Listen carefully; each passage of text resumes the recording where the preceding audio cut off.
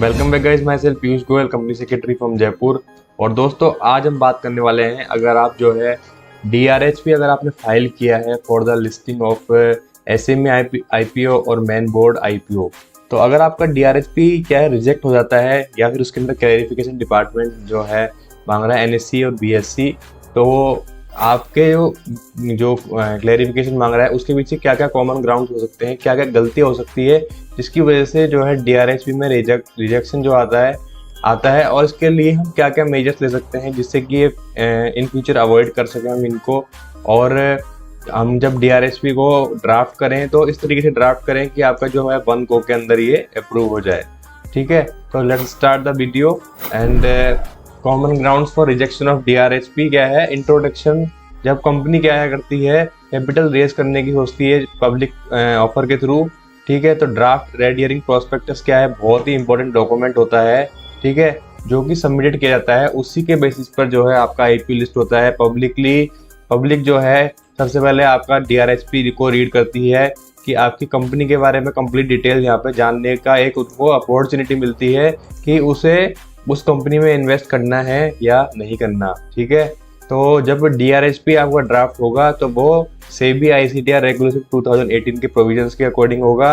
ठीक है, इसके अंदर इन्वेस्टर्स का बहुत ही जो है ध्यान रखना पड़ता है कि उनको कंपनी की माइन्यूट से माइन्यूट डिटेल जो है प्रोवाइड की जा सके। ठीक है, अब चलते हैं आगे और देखते हैं। तो जो DRHP के रिजेक्शन के जो कॉमन इश्यूज है वो ये हो सकते हैं कि इनकम्प्लीट डिस्क्लोजर गए हो, वहाँ पर नॉन कंप्लाइंस हो रेगुलेशंस का, रूल्स का, and sections of companies act and various other allied acts. Right, जो क्या है इन्वेस्टर्स के इंटरेस्ट को प्रोटेक्ट ना कर पा रहे हो, तो उस वजह से ये रिजेक्शन आ सकता है। अब देखेंगे रीजंस क्या है रिजेक्शन के। तो सबसे पहला है कैपिटल स्ट्रक्चर इशू। तो आपको पता है कि आप जब पब्लिक इशू लेके आ रहे हो या IPO लेके आ रहे हो तो आपका एक सफिशिएंट कैपिटल स्ट्रक्चर होना चाहिए और नेटवर्थ होनी चाहिए इशूअर की, जब भी वो IPO के लिए क्या है एलिजिबल होता है, अदरवाइज वो एलिजिबल नहीं हो पाता। सेकेंड रीजन ये हो सकता है कि वो उनके अनआइडेंटिफाइड प्रमोटर्स हो, जिसकी वजह से क्या है, ठीक है, जिसकी वजह से कंप्लीट डिस्क्लोजर या फिर DRHP के अंदर अभी प्रॉब्लम हो, डिटेल्स जो है पूरी प्रोवाइड ना करी गई हो। थर्ड जो चीज अब आती है उसकी बात करेंगे, discrepancies in promoter contribution as compare to the provisions of SEBI ICTR। Promoter contribution जो डिसाइडेड है SEBI ICTR रेगुलेशन 2018 के अंदर, वो प्रॉपरली अभी जो है नहीं कंप्लीट नहीं हुआ हो। ठीक है, तो अनक्लियर ऑब्जेक्टिव क्या होते हैं इशूज के, unjustified spike in working capital needs. ठीक है, तो बॉम्बे स्टॉक एक्सचेंज ने SME IPO केस में क्लैरिफिकेशन मांगे, जिसमें ये बताया कि जो फॉरकास्ट पीरियड है तो वहां पर लोअर वर्किंग कैपिटल की रिक्वायरमेंट थी as compare to the working capital जो रिक्वायर्ड है prior to the forecast period. ठीक है, तो ये इसके रिगार्डिंग काफी सारे क्लैरिफिकेशन जो है BSE NSE मांगते रहते हैं। अगर उनको कोई भी चीज जो है उसमें डाउट लगता है किसी भी चीज में, तो उसके रिगार्डिंग वो डिस्क्लोजर मांग सकते हैं। सेकंड C पॉइंट जो हो सकता है वो हो सकता है incomplete project ground work.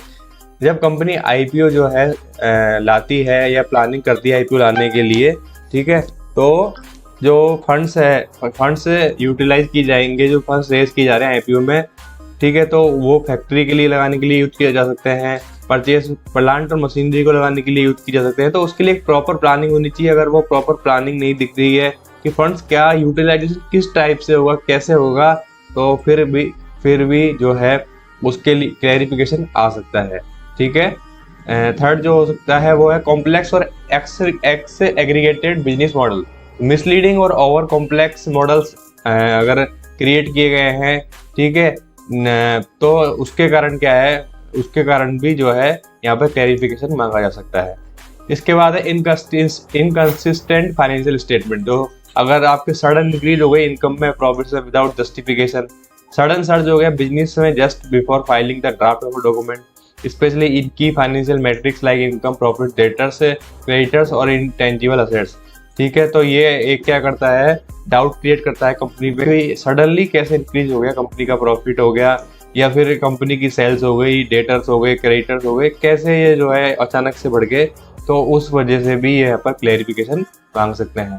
Qualified audit report and improper accounting standards are flagged as concern if auditors raise concerns about accounting policies in their account reports. ठीक है, तो it applies not only to the issuing company but to the key subsidiaries, joint venture and associate that significantly impact its business.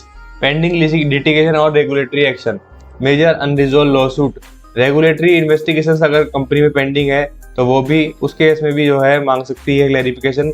ठीक है, non compliance किया हो loss का, जैसे company act हो गया, SEBI ICDR regulation, SEBI LODR regulation.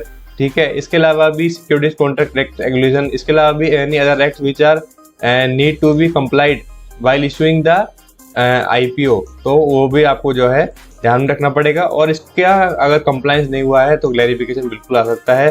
तो I hope this video is very helpful guys. Thank you very much for watching this video.